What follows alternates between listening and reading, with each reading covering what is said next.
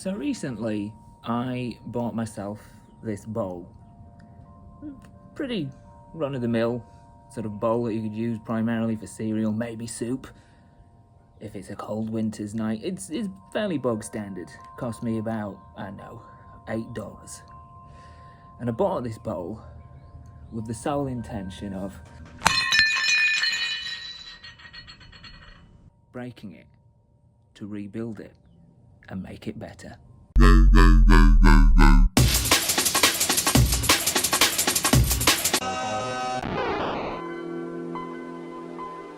Without struggle, there is no progress, you know what I mean? Alright, gang, what is happening? I'm Mal Foster, and you are listening to the season finale of your 13th favourite. It probably is your 13th favourite at this point. Your 13th favourite above average, but still, despite all of that, despite the drop-off, it's still an infinitely curious podcast, dimed out. I honestly don't know how long this is going to be, as in my head, it's pretty much the wind down to the end of a peculiar year and a peculiar season, to say the least. Speaking of the season, I had grand, big, ambitious, bombastic, bold ideas for how this season would go, but life kinda had other ideas, and yeah, it's a failed experiment, but it's always interesting to play with the form, to try different things. I would rather say that I tried and I failed than I just didn't try at all and I got stuck in a rut and it was just the same old, same old. So, yeah, I'll take that. I will take the fact that I tried at least over the fact that I didn't try at all any day of the week. In the past, I admittedly would have really struggled with the lack of control and the fruits from the labour, for which there has been a significant amount of labour with this failed experiment, but my perspective in a lot of ways has changed somewhat. For the better, definitely for the better, and that's kind of the crux of this season finale, essentially, is looking at, I guess, what we've touched upon in this season as a whole, what I've been through, what I've learned, and gearing towards embracing a philosophy, or rather a mindset, that I wasn't really opening the door to prior. Anyway, let's crack on with it. It's the season finale. Here we go. Before leaving for Mexico and during my stay over there, I was thinking about Kintsugi quite a bit. And for those who don't know, Kintsugi, it basically translates to golden joinery, or as it's also known as, and I'm going to have a crack at this, let's see if I can get it first time, Kintsugi. No, I didn't. I fucked it up. Surprise, surprise. Kintsu, I even spelt it out on a sheet of paper phonetically. And I still managed to drop a bollock on it. Never mind, let's have a go at it again. Second run up. Here we go, lads. This is the one. It's also known as Kintsugi. There you go. Kintsugi, which translates to golden repair. And it's essentially a Japanese art form that pretty much does what it says on the tin. Golden joinery, golden repair. Repairing broken pottery with a lacquer dusted with powdered gold. You might have heard of this, you might not. You may have seen some exquisite pieces, of which there are plenty, and I urge you to go and check it out if it sounds of interest to you. As usual, I don't want to give you the whole meal, I'm just giving you a spoonful of insight, and if you like the taste of it, you can go and find your own buffet of knowledge, or something to that effect. Anyway, I've been thinking about this Japanese art form because it's truly quite reflective of the issues that I've discussed in this season. Perfectionism, performance, depression, anxiety, self-criticism, abandonment, and of course all the medical stuff, that I've been facing of late in the last year. Essentially things that you could easily categorise under breakage or damage. Kintsugi or Kintsugi, got it that time. Absolutely smashed it. It's not just an art form, it is a philosophy too. And essentially, the philosophy treats breakage and repair as part of the object's history, rather than a defect to discard or disguise. And I absolutely chuffing love that. I mean, it's such a good way of looking at the things that we deem as imperfections, flaws, or faults. Instead of treating them as something to hide or ignore, it embraces them as part of a whole. And yeah, I love that.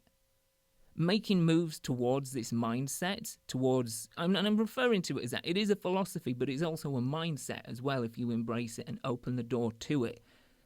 Moving towards this mindset, and as a sort of fun little project with no expectations whatsoever, I intended to have a go at the old Kintsugi, hence the breaking of the bowl at the beginning of the episode. The bowl, by the way, actually cost me $5. I looked at the sticker on the bottom of it, and I was overshooting its value by almost half. Not that it matters. I mean, it might to some. Some people might think, oh my god, what a waste. What a waste of a perfectly good bowl. Well, yes, I guess, but no, I guess as well. I suppose it's a bit of a mental Rorschach test of sorts. Yeah.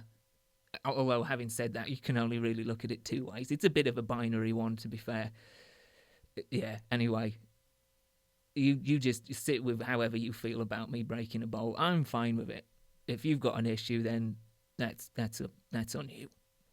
Now, obviously, my efforts at Kintsugi were amateur at best. I was approaching it as a complete noob with a brass tacks approach. I got the bowl, along with a little bottle of superglue, a little pot of gold paint, and a set of small brushes at Target. Other places are available, and if you're wanting to have a go at your own amateur noobish attempt at Kintsugi, I implore you to explore your options. But that's where I went. Anyway, I'm totally going off track. I got my materials together and I had at it. I admittedly lost a couple of pieces when I smashed the bowl outside. I probably also scared some of the neighbourhood kids. But, it's just collateral damage at this point. Lost a few pieces, and at one point during the first part of the process, I had more glue on my hands than I did the actual bowl, which admittedly had quite a lot of glue on it due to my impatience. I was trying to fuse the pieces together, and I was like, it's not sticking, so obviously the solution is more glue.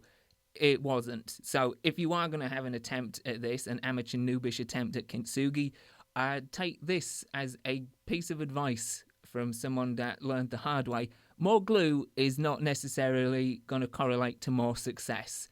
In fact, it definitely isn't. After the initial part of the process of putting the pieces together, I spent about 40 minutes soaking my hands in hot soapy water, and even then it didn't get all of the glue off. Although a little trick we found out, I say we because my wife kind of bailed me out on this one, shouts out to you if you're listening for the tip and the save, a little bit of what's it called, petroleum jelly and a pumice stone. Basically, grease your hands up with petroleum jelly and then, give a bit of a rigorous pumicing to the areas where you've got glue. And that should help quite a bit. And it did for me. Anyway, that's a detail you didn't need to know, but I thought I would throw it in. For the sake of keeping the kitchen table clean, I put a black bin bag. That's a trash bag for the Americans tuning in. But I also managed to get some of the bin bag glued to the bottom of the bowl. Like I said, more glue does not mean more success at all.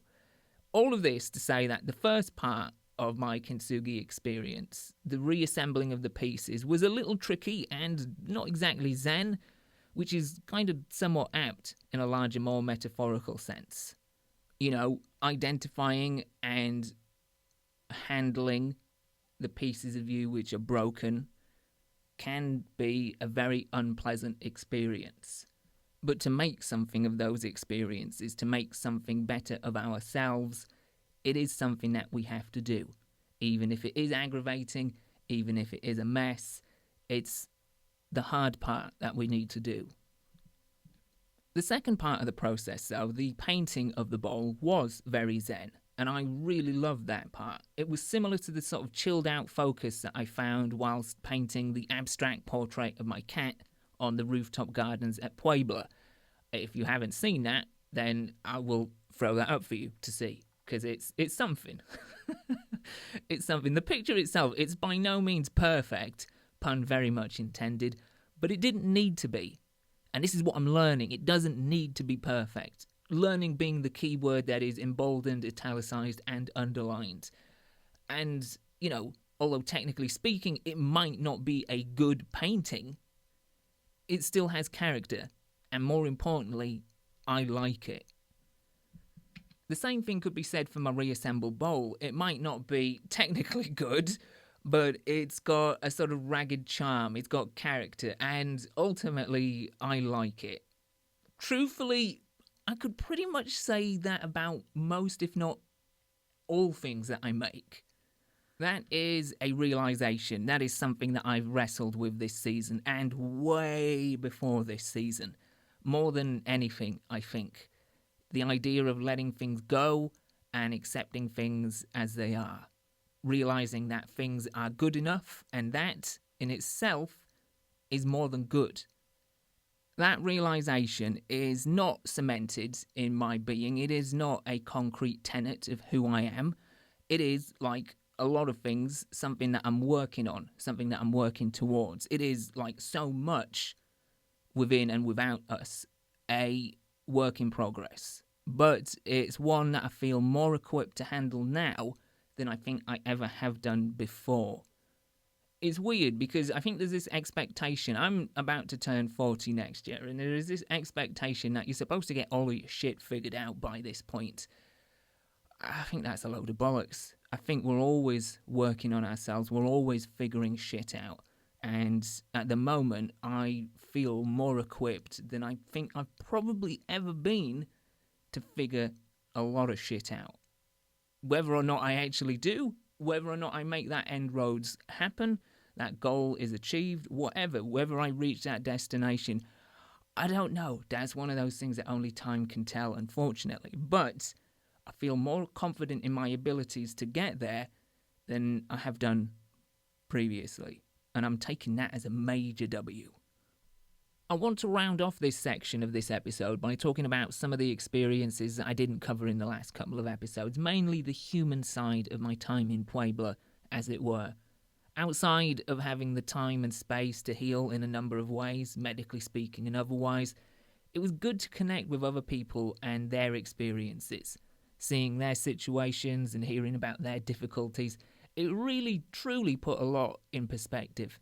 Hearing what people had to deal with and put up with in terms of like medical negligence, in terms of people's reactions to their diagnosis and their continuing sort of unfurling of MS, the fact that they could do less and couldn't be as active or as social, and seeing people kind of being repelled by that instead of sort of galvanizing around their friendship.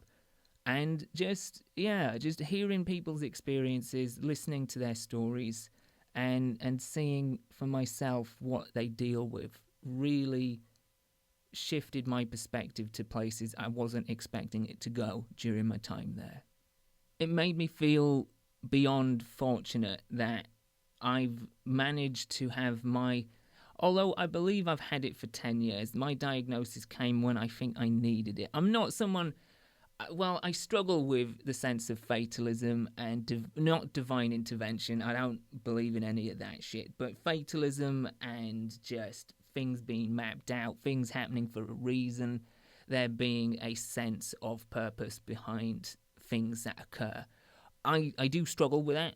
I'm kind of 50-50. Some days I'm all in on that. Some days I'm just like, it's a bunch of nonsense. Some days I'm slap bang in the middle. But I do feel that me getting my diagnosis when I did, me going to Puebla when I did, is something that I needed for myself at that time. Not the diagnosis, I didn't need that. I could have lived without that quite happily.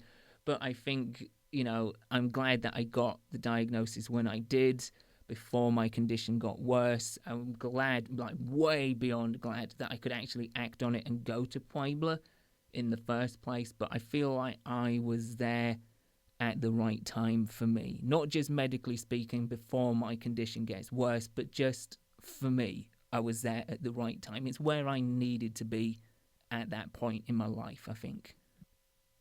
The whole experience was also really enriching and rewarding to spend time with people, sharing this unique experience, being in that unique group.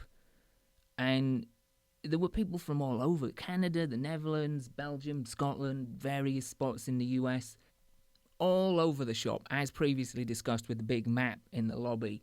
But outside of it being somewhere that pulls people from all over the world, just that group, that place, it was truly a communal place of kindness and empathy.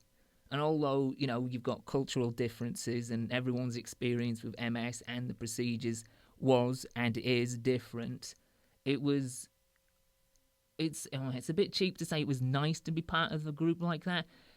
It's underselling it to say that. Truly, it was a privilege to be a part of a group like that, to see different fabrics interwoven, that's the actual word I'm thinking of, to see all those different fabrics and experiences and perspectives kind of congealed together in this place that was very harmonious and just very healing and very rewarding beyond the medical stuff. It was, it's something that I will carry with me probably for the rest of my life. Not even probably. Most definitely. Yeah, most def. I also want to talk, before we finish this episode and season, I want to talk about my caregiver, Pablo. I talked about him a little bit in the last episode when I was kind of giving everyone a shout out and whatnot, and I've kind of mentioned him in, passing here and there. But I want to kind of dig into that experience a little bit, because that in itself was an experience that I just was not expecting, but I am so thankful that I had. Before going to Clinic Ruiz, I expected to be taken care of in a professional fashion. The facility looked super professional from the outside, and on the inside that was proven 1,000-fold. What I didn't expect, however, was to develop a Mexican bromance. All silliness aside, during my 4 weeks in Puebla, I not only received exceptional care, but I made a bona fide friend, which is not easy for me to do. It really isn't. But I made a bona fide friend. At first, it was a little unusual. Heading down to the facility's restaurant was like initially going on a sort of string of platonic dinner dates with a stranger. One that is soundtracked by soft, gentle jazz piano. The kind of stuff that you get on YouTube ambience videos. Ambience? Who the fuck are you? Look at you, la-di-da. Ambience videos. It was like that. Probably because, as I'm thinking about it now, they did actually have a couple of those on the TV at the back end of the restaurant. You know what I'm talking about? Like the fake fireplace ones where they've got that sort of uncanny valley dog. It looks a little bit like a dog, but it's going through like a literal looping motion, and it then becomes quite obvious that it's not a dog. Those things. Anyway, I'm going way off the rails here. It was a bit like that. Like a platonic string of dinner dates with someone you have no idea who they are. And you've got that awkward getting to know someone stage. But the more time that we spent together, the more we developed a genuine bond and dove into a variety of conversations, including politics. The Mexico elections were happening during my stay in Puebla. We got into stuff like habitual behavior and addiction. Pablo had quit cigarettes before my stay, and at the time he was doing really well. And I've got every confidence he's still going strong. I talked to him about being teetotal for a number of years following a dark spell in my mid-20s. That's not a subject that I talk about openly a lot to people, especially people I don't really know. But as I said, the more we talked, the more time we spent together, the more I got to know him, the more I felt comfortable talking about that stuff, the more he felt comfortable talking about stuff. We got into familial history, self-applied pressure, guilt, a whole bunch of personal traits. We also discussed the significance of dreams, reoccurring dreams, lucid dreaming, and there were some wild stories I can tell you came from those particular exchanges, and I loved every single one of them. Seriously, once we got past the old pedestrian small talk side of things, we really cracked open the good stuff. The good stuff that I just love when I get into the groove with people. You know, wild and wonderful and weird and, yeah, all of that good stuff. You know, extraterrestrials, ancient civilizations, the meat on the bones, the really good juicy stuff. Yeah. We also played Uno and chess. I was pretty good at the former, and I was not so good at the latter. Pablo, by the way, really good at the latter. I got kicked all over the board, but it was a lot of fun, and it was something that helped me sit with stillness and patience. And yeah, as I say, just a lot of fun. Didn't matter that I was good or not, didn't matter that I won or not. It was just a good time. And speaking of good times, we also talked a lot of football, or soccer, for the Americans tuning in. Like a lot of football. The Euros and Copa America were starting, so we watched a number of games, including pre-game, pre-tournament friendlies rather beforehand. And yeah, that was definitely the through line in our chemistry, but as time went on and the more we opened up and the more we shared, the more we began to curate a genuine friendship. Even before we reached that point, I could tell Pablo was a good person, is a good person. Everyone he encountered seemed to love seeing him or being around him. He was high-fiving and fist-bumping like nobody's business, and long before it cemented itself in actuality, I knew early doors that I had been assigned a good person. At the end of our time together, we swapped ways to keep in touch, and even though he may no longer be a daily occurrence, I can wholeheartedly see Pablo being a lifelong friend, the kind that you might not see for a donkey's age, yet the conversation picks up as if you just put it down yesterday. If you know what I'm talking about, then you are, like me, very lucky in knowing that rarity in terms of friendship. If you don't, then I hope you find that soon, because it's an amazing thing to have in your life. To round out this episode and this season, I want to leave you with some phrases and sayings that I picked up from my time with Pablo, a few one-liners that I like to call, originally, Pabloisms. Things that I just utterly adore. Things that I feel Pablo will not mind you taking and applying to your own dictionary, your own daily lexicon. So the first one is, my ear is not a trash can. That is when you're dealing with somebody who just complains and gripes and moans and whinges, just full of negativity. You don't want to be in that environment. You should not be in that environment. You do not deserve to be in that environment of someone just feeding you constant negativity. My ear is not a trash can. It's self-awareness, it's self-respect, it's self-love, it's setting boundaries, it's doing right by you. The second one is, people make the duck dance. Now, apparently there is a saying in Mexico, or at least parts of Mexico, which is money makes the duck dance. Pablo was telling me about that, but he was saying about how he likes to put a different spin on it because he is very clearly a people person, hence the high-fiving and fist-bumping like nobody's business. His spin on that saying is that people make the duck dance. It's not how much money you make or how many things you have, how much money you have accumulated, what your lifestyle is like, etc. It's how you treat people, and that is worth its weight in gold and then some. So, people make the duck dance. Love it. Now, the third and final one started off life as being very specific to something, but I feel like it's got a universal appeal. The third and final Pabloism is kill the rat. Started off life as basically somebody had scuffed a shot wide of the post, clear chance, should have just absolutely thunderbolted it through the back of the net. Top bins. Absolute rocket. But they just kind of brushed it to the side. And Pablo, energized, energetic, enthusiastic, excited about the game, was like, that man should have just killed the rat. When you get the chance, you don't just shoo the rat away, you kill it. And really, the universal amplification of that is just, to me at least, I don't know, maybe I'm reading too much into it, and perhaps I'm being a little bit too poetic with this simple saying, is that you do something to the fullest. You go full tilt. If you're going to do it, do it. All caps. Exclamation mark. Essentially, it's another way of saying dimed out. So, on that note, until our paths cross again, I have no idea when that will be. I've got an idea of what I want to do next with the podcast. It's not going to be this format, I can tell you that. It's probably going to be more guest/specific topic orientated, but I do not know when the the next season will be. I don't know when the podcast will return. I do know I need to take some time for myself to heal, to rest, and to recover, and to get other things done, to make time for myself where I'm not doing things and I'm just being. So it's probably not going to be for a while. But our paths will cross again at some point in the future.